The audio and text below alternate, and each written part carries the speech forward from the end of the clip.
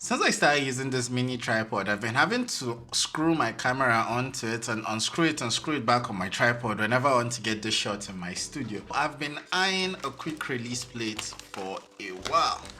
So I decided to get the ULANZI quick release plate.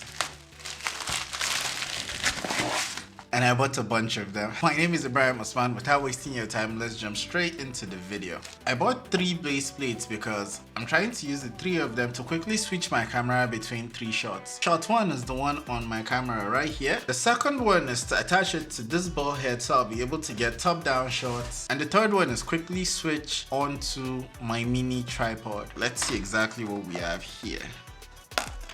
This is the base plate. It's actually quite light.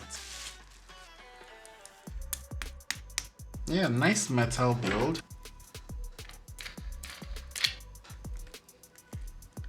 No, this is perfect. I can get this on extremely tight. This is the part that goes on my camera. Also metal.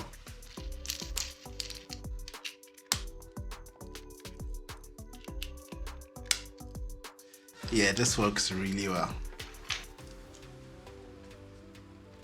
So let me switch my camera from this shot to the top down shot, then we can take a look at this one properly.